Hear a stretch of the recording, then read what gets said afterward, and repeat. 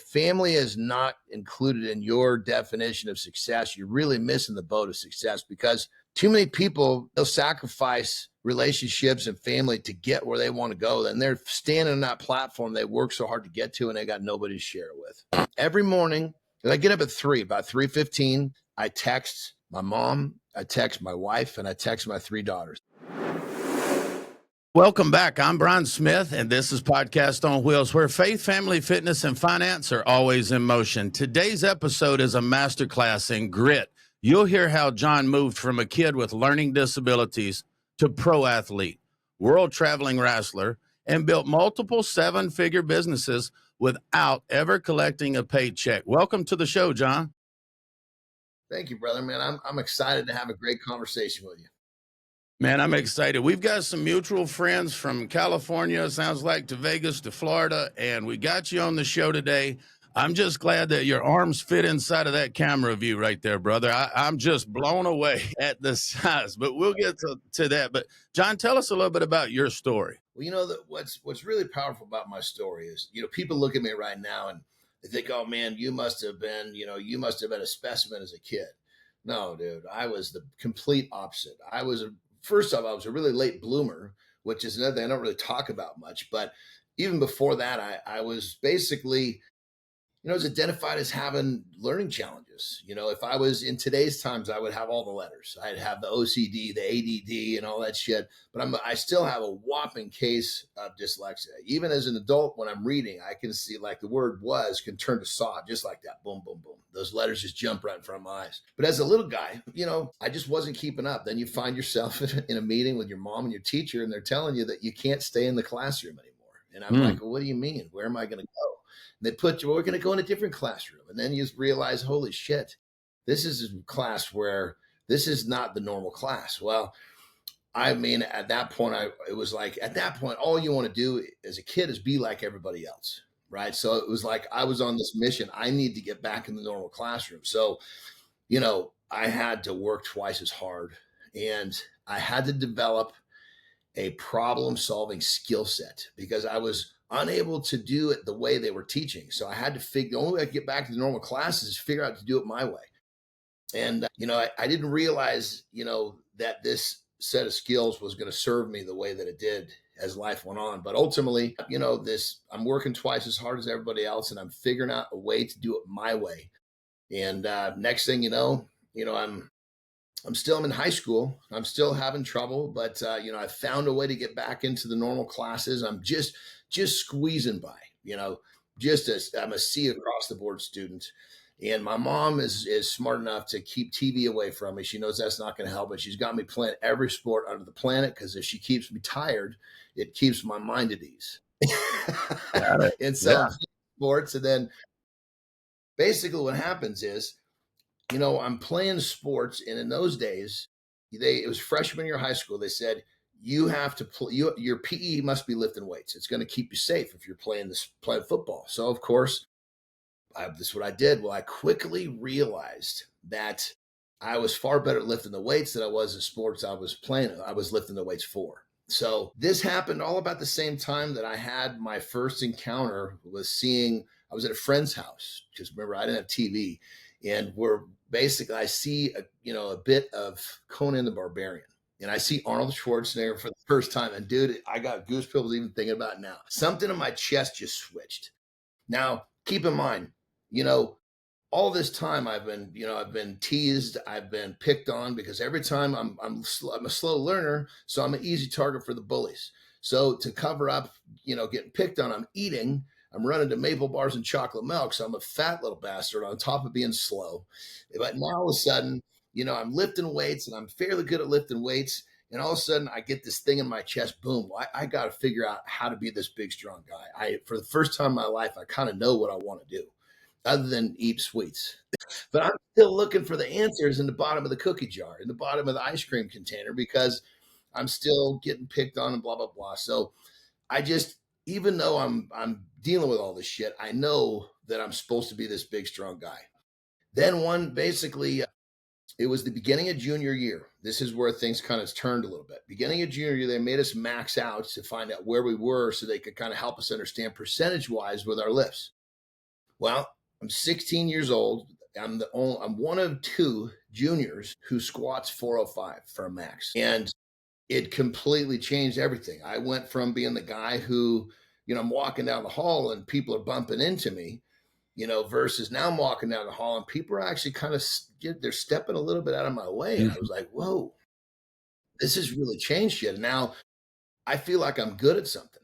Well, this is where I've been working twice as hard as everybody else. Now I'm putting that twice as hard as everybody else in the weight room. And I'm even using my problem solving skills, trying to figure out how to lift weights even better. Like perfect example, we all know the squat. There's different types of squat: high bar squat, low bar squat. The low bar squat's more powerlifting version. You put the bar a little lower on your back, you're much stronger. I figured this shit out before.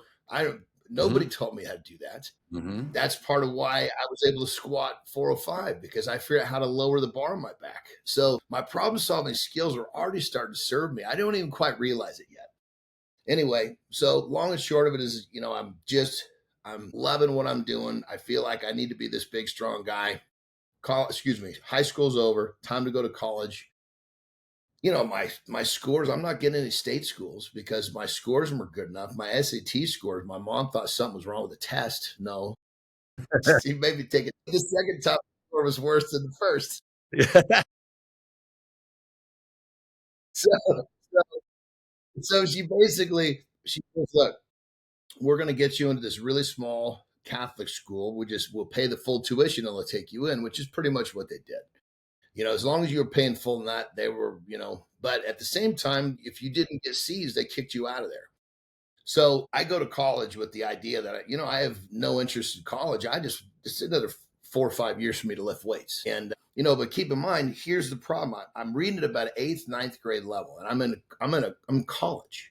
Well, so I go to the bookstore. I'm there and I'm thinking, oh shit, I better figure out what I'm going to do. So I get some books. And of course, I pick the thinnest one, right? I'm in my dorm room. And I open this thing up and I'm like, shit, there's no pictures in this book. That's where my mind was. I'm reading books with pictures, I realized very quickly, I'm not getting the information out of these books. So this is a classic example of how my mind had started to develop solving problems. So I went to each professor and I said, hey, what percentage of the grade is in the book? And what percentage of the grade, or the final, I should say, is in the lectures? And some of them said, 80% in the lectures, 20 in the book, covered. Didn't worry about it. I went to class, I paid attention, took notes, I was good. But the guy the professor that said, 40% is in the book, well, then I realized I have to have somebody help me get the information out of that book. And that's exactly what I did. I went to study groups. I found people that would talk to me about what was in the book. So my problem solving skills were already like really, really going for me. Well, college is over. I'm coming out of college and I am fucking cock strong. I'm about 260 and I can go into pretty much any gym and I'm the strongest dude there by a long shot. Right. But I'm still the fat little boy in my own mind, physically and mentally, I'm two different people. Right. Yeah. Come out of college. I know that I'm not ready. Well, I shouldn't say, I believe I'm not ready to actually try to become a pro at something or even try to start to compete because I still have that fat little boy mindset. Well, I'm like, I'm not going to get a job because if I have to go to work, I got to do whatever. I'm not sitting in traffic. I'm not punching a clock. And where's all my time to train? So I was like, well, I'm just going to start a business. So right out of college, I started a business. This is where I said I've never had a job, never collected a paycheck because I've always worked for myself, always done it my way. Listen to this, brother. My first idea was really, really killer. It was just a couple decades too soon. It was meal prep. I had the containers, the whole goddamn thing, but I was solving my problem, but there just wasn't enough people like me yet. And I got the business off the grounds. I went to these niche gyms where people appreciated it, but it wasn't ready for the mainstream. So it flopped. Right. Now I'm hungry. Right. And I got this little car it doesn't have a second gear. All the money I have's got to go to gas because I got to figure out another business to start. This is my mindset. I'm not going to get a job. Anyway, so long and short of it is I knew there was a business I could start that I could be successful. I had done it in college. And in summers, I went door to door, knock on a door. Hey, I'll paint your house for $1,500. Any single story house, not a problem. $200 in paint, $300 to a buddy. I'd make $1,000 in a week off this thing. So it was pretty, I knew that I could take and turn that into a business. Now I'm in California, so the painting season is longer. So start this thing, completely illegal, no license, no insurance, no nothing. And basically, it's by far my dream. I want nothing to do with a painting company. It's a means to the next step. So I think I'm either going to build this thing so it'll run itself, or I'm going to sell it. Well, I quickly realized as I got the thing up to 25 employees, this was not a very easy thing to run itself, because it's too many problems for too many people. So I basically sold the thing. Now I'm in my kind of mid-late 20s, sell the thing for $500,000, pow. There's my first exit, and to most people, it just didn't make sense. Like, what are you doing? I'm selling this thing. What do you mean sell? This is before the internet. Cell phones had just barely come out, for God's sake, And so this is what I'm really describing is my disabilities is what created my way of thinking. It's what created my problem solving skills. It created this work ethic. For me, working twice as hard as everybody else, it's very normal and it's very comfortable, and the fact that I guarantee I probably had some sort of ADD and OCD. Well, guess what? That repeating shit and OCD, that feels good to me. Well, I took that disability and made it a strength too, because as entrepreneurs and athletes, all we do is repeat shit. And so it's like, so really what at this point this is kind of where my athletic career starts up. But this is the point where I want to say to anybody who has a kid, or if they're suffering themselves from having some sort of an issue where you believe that, you were dealt a short stick or a bad hand, you're just looking at this from the wrong side of the equation, because this shit is your superpower. I could have been the little kid that folded up like a little bitch and cried and said, I can't read, I better go fucking work at 7-Eleven or some bullshit. Oh, hell no, because everything that doesn't kill us will help us develop some sort of a skill that will make us so much better than the average man. The average man never gets any better because he never faces any real problems, which means he never really develops any real skills. Mm-hmm. So it's everybody else sitting right in this middle, and that group of people, they've not even developed the skill set of showing up. You show up every day, you'll beat 80% of people just with that. Absolutely.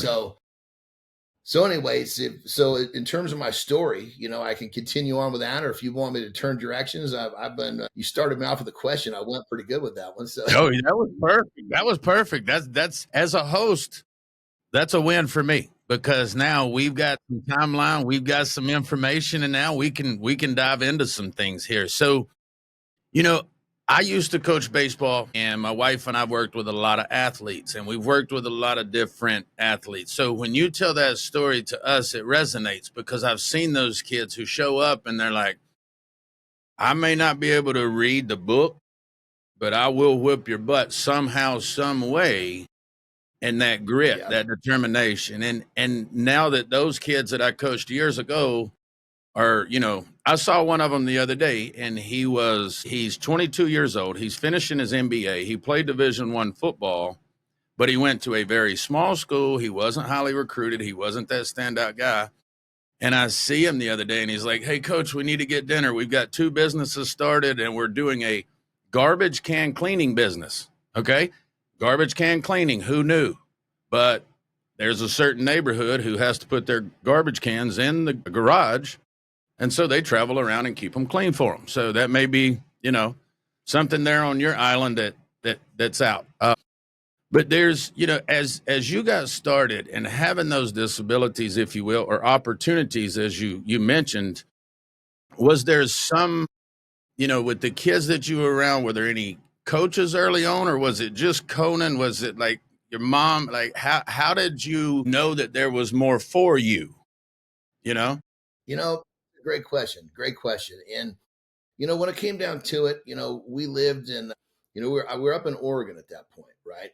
And so we're just outside Portland, kind of in a farming-ish community. So it was a pretty, no bullshit environment. You know what I mean? And so, the coaches and stuff, they weren't really gonna, if you weren't getting the job done, they were just kind of getting you out of the way. And If you're working hard, they like that for sure. But at the same time, they also recognized they were trying to win. They were competitive coaches. They were going to get the best people in the front of the line. So I there was definitely some coaching inspiration for sure. But if you want to really look at the roots of it all, I'm a mama's boy to the core, brother. I There we mean, go. I love my mama like nothing else. I mean, it's like, we still have this. She's 90 years old, and we still have these fucking amazing conversations about spirituality and all sorts of stuff. And she was always the one. She believed in me. Mm-hmm. The fact that she believed in me made it, I guess you'd say, made it feasible for me to believe in myself. But keep in mind, just so you understand, like, I went to her one day and asked her, I said, Mom, you got, please be honest with me. I honestly thought that I might have been, I'm going to use my phrase, so this is not a good word, in current days, but I asked her if I was retarded. Right. I was like, because I'm in these classes, I'm strong, like, whoa, what? I need to know what's going on. And she said, no, you're slow, you have a hard time learning, and you're chunk, or she called me husky. And so, but she believed in me. She says, you can do this, and she worked hard with me, like when I was working on my homework, she was at the dining room table right next to me. She wasn't just saying, here, go do this. She was right by my side. So I think, to answer your question, when someone that you are really, really attached to, someone that you really, really love, someone that really loves you, believes in you, Amen. that triggers something deep, and, I would have never said this out loud at that age, but I down deep, I believed there was something bigger for me. That's why when I felt this in my chest, like I was supposed to be this big, strong dude, I was not afraid to pursue it. Now, granted, I was pursuing it all the wrong ways. But keep in mind, at that point, I was already told you can't. I was already used to, being picked on and failings. This is all, this shit just rolls off my back, Mm-hmm. I mean, and, going into a little further in my story, it gets good, because this is where, so I want to be, this big, strong dude, and I want to compete. I want to be some sort of an athlete. Well, I'm really strong compared to that. I look big, but I'm so much stronger than I look. So, okay, I went into strength and I became a pro strongman. Well, when I tell the people around me I'm going to start competing, they look to me like, you can't do that. No way. The same shit like when I was a kid. Mm-hmm. But it didn't make a difference. I had already realized I don't care what you think. I've been told this my whole life. And what I do, I just release it. I say, look, you might be right, but I'm going to try anyway. Because what are they going to say after that? If I argue with them, now that's what they wanted. So anyway, so check this out. So I've spent so much time busting my ass and learning to lift weights. I go and I compete as a strongman, right? So I go to my local, I win. I go to a pro qualifier, I win. I go to my first pro show, I qualify for pro nationals. Pro nationals is my fourth ever strongman contest, and I placed high enough to get on the tier 2 travel team internationally. So my fifth ever contest as a pro strongman, I'm traveling internationally. Wow. And it's like, yeah. So I end up winning my first international competition. I was the 2000, I think it was 2003 North American champion. I won my first, it was my first and only, actually. Winning an international competition is not easy, because everybody there was a national champion. Right. Right. Just a national champion of their country. But so anyway, I do this. This is perfect. I'm traveling the world now. And I just sold my painting company, which I had no intention of keeping. So I started a real estate company. The market's doing well. So I'm buying homes, and I got all the connections from when I was a painting company. So I basically having people fix it up when I'm gone. I'm coming home and selling these things. And I'm just taking, I'm basically buying these things on the courthouse steps is what I'm doing. I'm buying foreclosures. Right. And so here's another business that just took off like bananas, all because I wasn't afraid to do what most people are afraid to do. Well, let me rephrase that. I can't say I'm not afraid, but I'm not afraid to take the first step. Most people won't take the first step because of that fear. That fear, if anything, it drives me to take the first step. So there's another. Now here's my second big win as an entrepreneur. I'm competing, I'm making money there. I've got this real estate company. Well, the real estate dries up. That's just the nature of the markets, right? I ended up having a back surgery in strongman, and I had an agent at the point because this is also .com boom, so money's everywhere. We actually had, like, I did a 2006 Super Bowl commercial, which that was a fun little ordeal. That was a lot of mailbox money, Right. So he tells me, my agent says, look, the surgeon says if you go back on the international circuit, you're going to be back on this table in less than a year. It's not a good idea.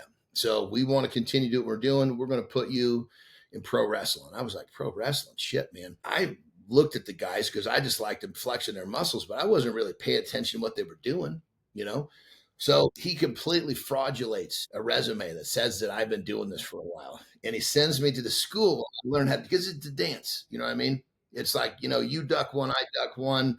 You don't want to hurt each other, but you want to make it look as real as you can.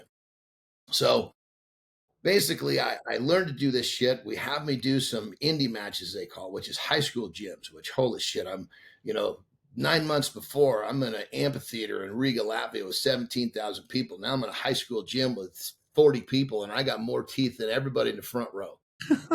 But we're capturing footage so my agent can send this shit over to Japan, right? Right. So he calls me and he says, hey, I got you a shot. Don't fuck this up. And I was like, no shit. So it was basically my 7th, maybe 8th ever wrestling match was a pay-per-view in Sapporo, Japan.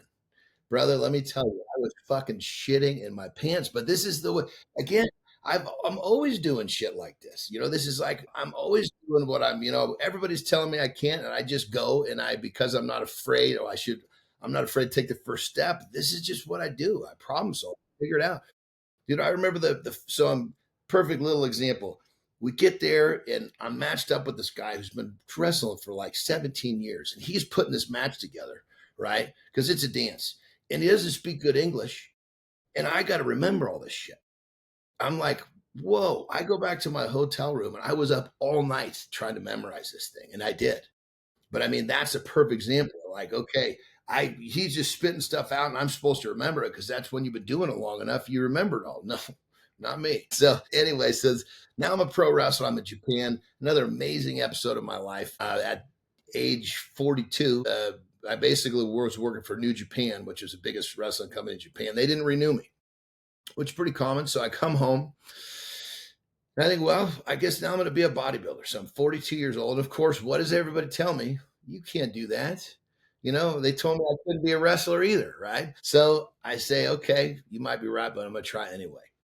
Win my first contest, go to nationals, win national championship. I'm now pro bodybuilder in 2, that's right, 2 contests. My 3rd ever bodybuilding contest is my pro debut, and I placed 5th. So what does a pro bodybuilder do? He opens a gym. Well, it's perfect. I love business. And if I can harness a business to what I'm doing, this is great. So I open a gym. Crushing that's going well. I'm in another dream. Life is good. Remember, I'm just a fat little boy with a fucking whopping learning disability. Still has my wife fucking reading me letters that are important. Yeah. So here's this whole thing's happening, right? And now this is where I really find my true fucking purpose later in life. It's what I'm doing now. It's what I'm absolutely in love with. It's what I will do until one day I don't wake up. So I got this gym and everything's going great. And I keep getting calls from people who are calling, hey, can you train me? I'm thinking, okay, sure, no problem. Well, the majority of these calls are coming from a local area. My mind's in a geographical business mindset, right? I've never had an international based business. It's always been local. Well, internet and social media is just starting to blow up, right? So I keep getting these calls. Hey, can you train me? Where do you live? I'm in Missouri. Okay, well, I know I can do this. So I just got to figure out a format. I'm writing shit out. We're on the phone. So I tell my wife, I said, hey, this thing is starting to move and I'm not really doing much with it. I said, I'm going to have you kind of oversee the gym. I'm going to lean on this business and see what happens, dude. And it just fucking turned itself into a 7-figure, bam, just like that. And I mean, I want to say just like that. Of course, I was changing lives. That's what was going on. And now that business is that. And that in the beginning, that was people wanting me to teach them how to lose body fat and get stronger. Right. But through that journey, I was actually, what I was really doing was I was working on their mindsets, because they would be far better at losing the body fat and gaining the muscle if I was tweaking their minds. So, I wasn't really telling them much because they didn't want to hear that stuff, but habit formation, mental framework, that's what I was really kind of doing behind the scenes. Well, now this company is a full-blown, mentoring company, and changing lives is like the thing that fucking gets me up at 3 a.m. I Yes. don't get up because I have to. I get up because I fucking want to. Yeah. Brother, that's so awesome. And as you're telling your story, you've overcome a lot of things. And I'm sitting here listening in your fifth, strongman. You were competing as a professional and internationally, and in your seventh or eighth wrestling match, and you're in front of 17,000 people, and having the fortitude, the grit to go for it, and then opening this business, and then selling it. You know, it's an amazing resume, and it's the coolest part of all of it. And as you brought it together, is that mindset, and it's that anybody can do this. Anybody. And I used to be that guy when I was a baseball coach. I used to be that guy that looked and I saw the people like you, Jon, big, strong, that do all this, and I'm like, what's different? Because I don't feel like I belong where I'm at, but how did he get to where he's at, right? That's a question a lot of people have. And they expect you to give them some kind of pill or supplement or shake or drink or book or push button. But it's just like you said earlier, athletes and entrepreneurs, we repeat, and get our reps.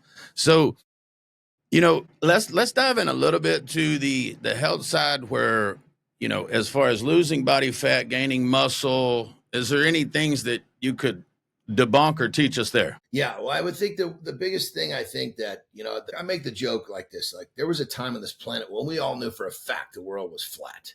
Well, time went on and we learned more and we realized, okay, son of a bitch, it's not flat.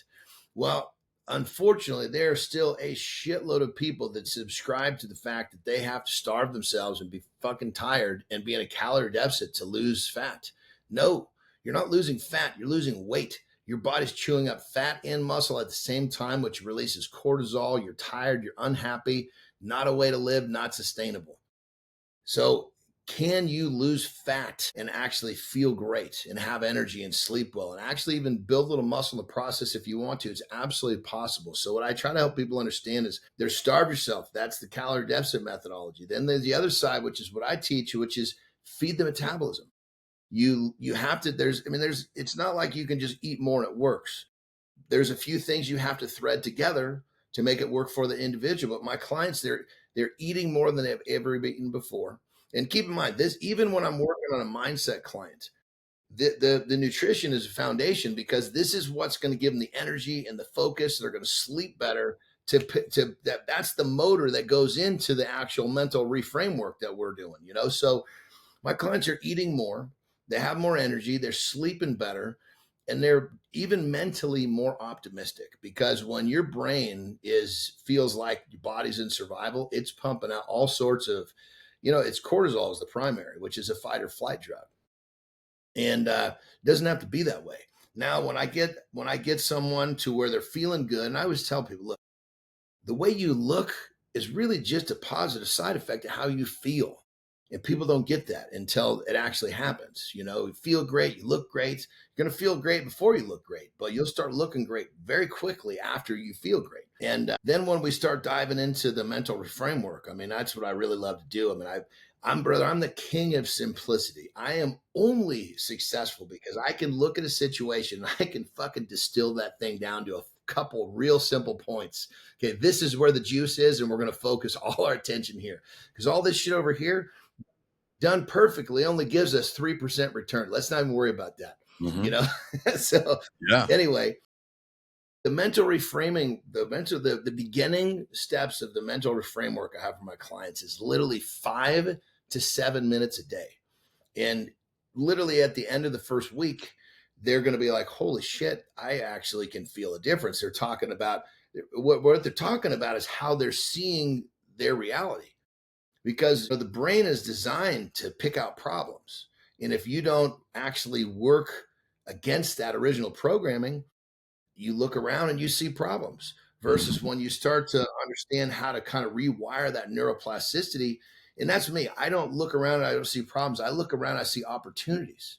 So I'm just running around picking up opportunities. And because that's what I see, my decision-making process is different, which gives me a different outcome to my life. If I was looking around and I only saw problems, I'd be making decisions based upon all the problems around me. It's almost like, you hear people talk about the scarcity mindset and the abundant mindset. Most people don't understand that. So I bring it down. Okay.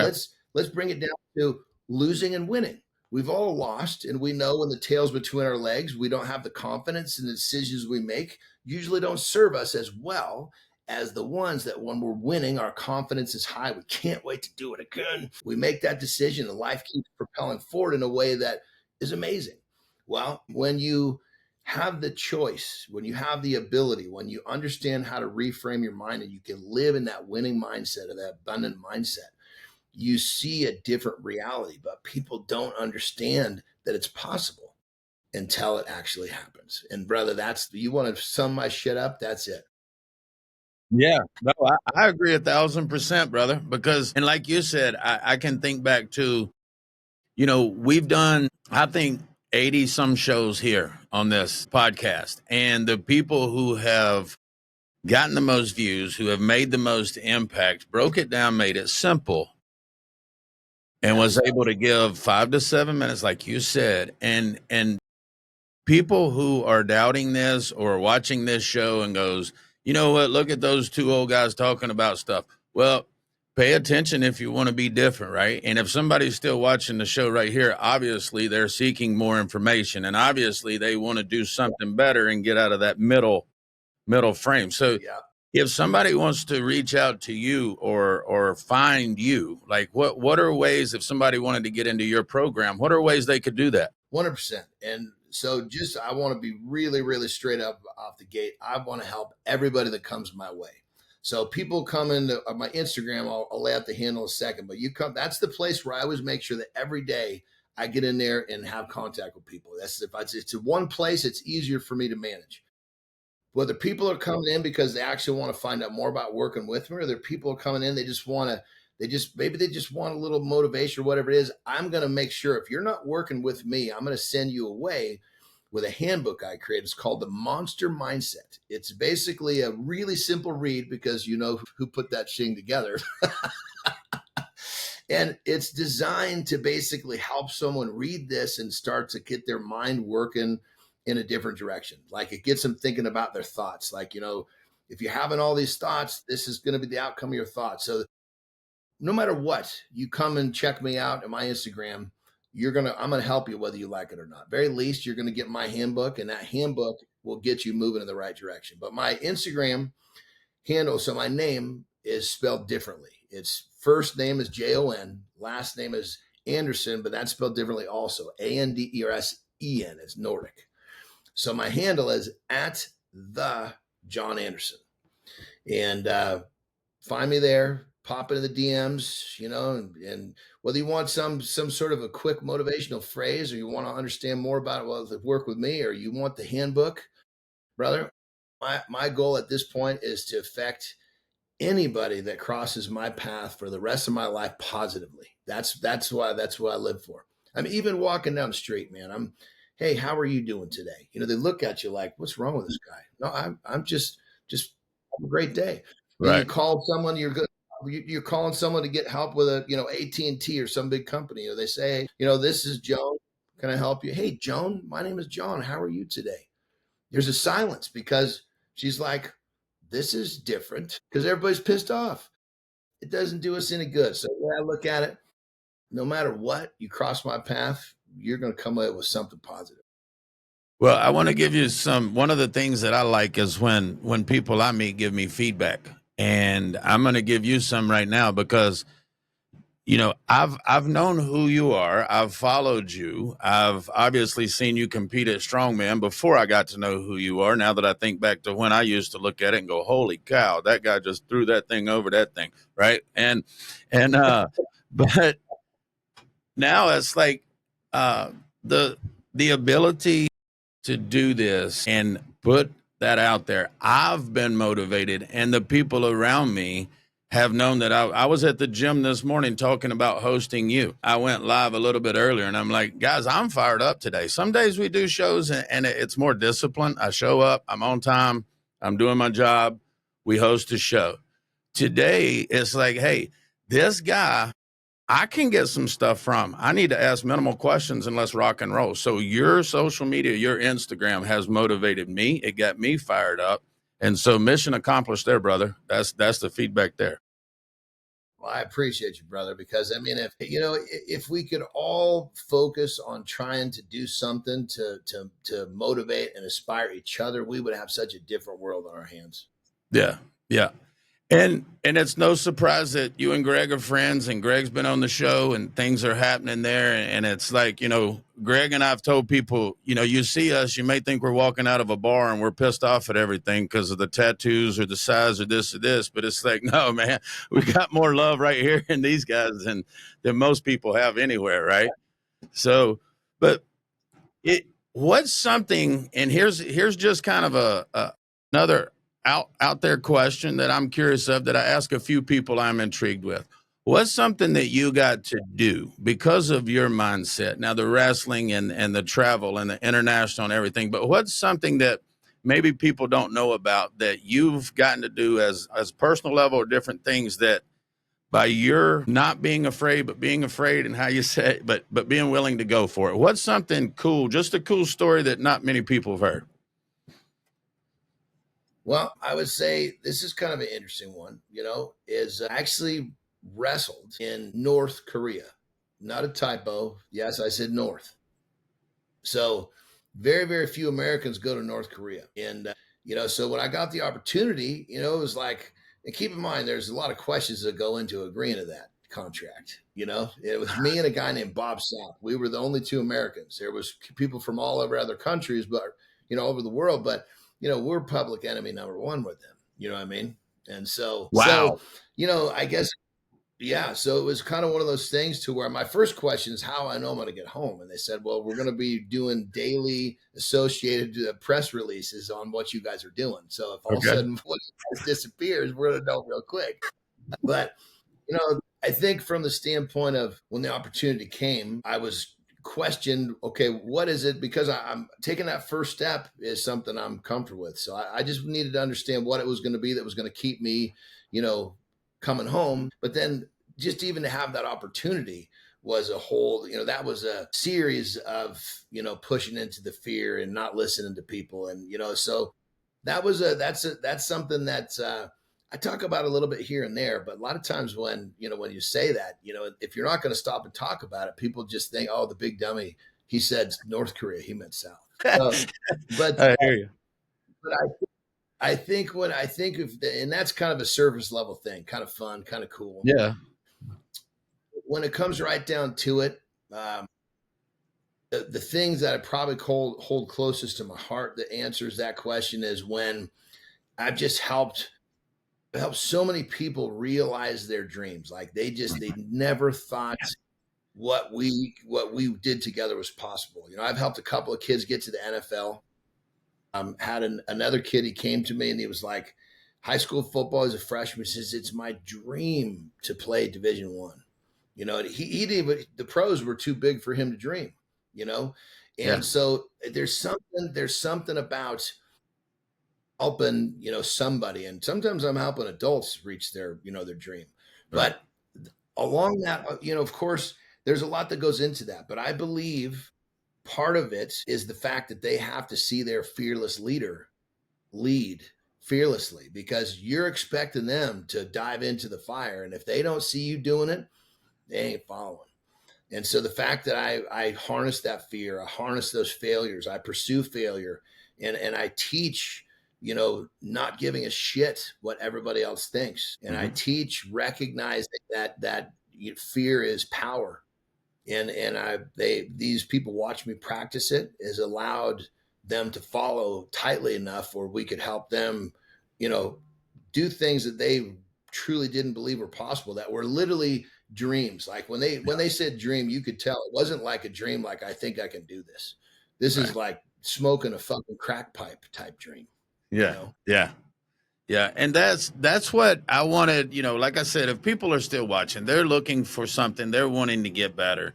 And you just keep hammering home and how genuine you are, sir. It's like they got to see the leader do it. They got to be able to trust that hey, he's done this, he's speaking from experience and success, and most importantly, how many failures and how many bloody noses and busted heads, and you figured it out. But man, I've also seen you've got some kids, you've got a wife. I think I saw a picture on Instagram. She looked like she could handle herself pretty well too. So tell us a little bit about your family as we wrap up here. Yeah, absolutely. I tell you, that's one of the things that I say, man. If family is not, everybody's definition of success is unique to them.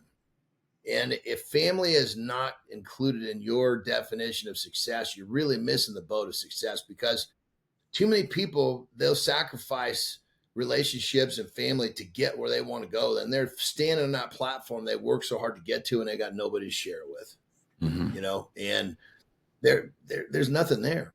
So my family and, my girls, my mom, every morning, I get up at about 3:15, text my mom, I text my wife, and I text my three daughters. And they all know I'm not doing this because I want a response. I just want you guys to know I'm thinking about you. And I want you to wake up. Sometimes it'll be a nice little phrase. Sometimes it'll just be a red heart, but this is the stuff you don't get a chance to do this again. Yesterday's gone. You don't get a chance, that you don't get to do the redos for this shit don't exist. And so, to really understand, the power and the love and the sincerity and the loyalty that goes into your kids, obviously your wife, your parents. My mom has always been my rock. It's like, it's just, this should be, I preach, be good at all areas of your life. Don't just be good at money or good at your physique, be good at your relationships. And I don't, when I train, I train. When I work on my business, I work on my business. When I'm committed to my family, I'm committed to my family. And it's like, but you strip it all away, without them, none of it matters. And I think that sometimes people realize that too late. And if there's a message that I have about family is, don't let that happen, because I've seen it happen too many times, Yeah. and I'll tell you right now, brother, I could not have done what I have done without my wife holding shit down when she's the one behind the curtain. She's like the fucking Wizard of Oz, so to speak, because if Yeah. she wasn't holding shit down when I was traveling and doing what I was doing, and she's I've had many painkiller addictions. I've gone through a lot of fucking trials and tribulations in my journey. And she stuck through me through all that shit, and, it's like, it's that old saying, behind every good man is a better woman or greater woman, whatever it is. Yeah. I tell you, I didn't understand. My wife taught me loyalty. That's how great of a woman she is. I understood loyalty, Yeah. to my definition. She came in the picture. She showed me what it really was. Yeah.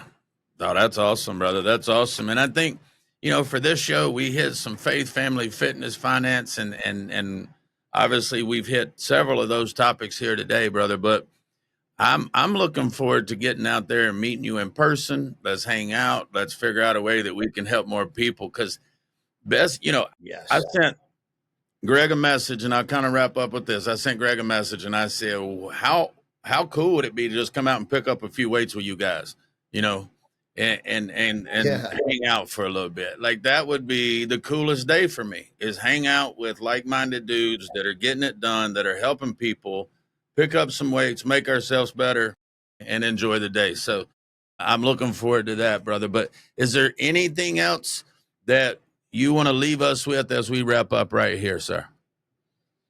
Yeah. I just want everybody just to, if you've heard, a good chunk of my story, and just remember, you go back to the beginning, man. I was a fat little boy with a whopping learning disability, and I still am that fat little boy. He never goes away. He lives in you. You are who you want to. So just remember, if a fat little boy with a whopping learning disability can do what I've done, I started off less than par. I was a double bogey to start, man. If you're starting off as a bogey or par, Woo. Just think what you're capable of. And it's all right here. It's all right here because you switch that mental framework and you can have whatever you want. And this is the one thing that I say all the time because it sums it up, because primarily I help men, right? If a man trained his brain like he trained his chest, his life would have he'd have whatever he wants in his life. Hey, we would be hitting it, right? That's it. That's it. I mean, literally, Yeah. if you counted the minutes that Yeah. you put into training your and you Yeah. put those into your brain, into mental reframing, you would have whatever you wanted in this. Really is that simple, isn't it? Yeah, it's you put the reps in on your brain. Your supercomputer is the most powerful thing you have, and people don't give it any attention. Yes, sir. Yes, sir. Well, it's been awesome hosting you here today and getting to learn from you. And the studio's awesome. So thanks for the hookup on that to our friend. And I look forward to getting out there with you and picking up some weights and learning a lot of stuff, because I know there's a lot more that I need to learn to share with our people over here on this side of the world. But Jon, thank you so much for being here today, sir. Brother, I appreciate your time. This was a really fun conversation. Look forward to many more in the future. Awesome. Thank you. And thank you guys for tuning in to Podcast on Wheels. If you got something from today's show, comment below, share it. And as Jon knows, you can comment whatever you want to. We appreciate all of them. Thank you guys for watching Podcast on Wheels.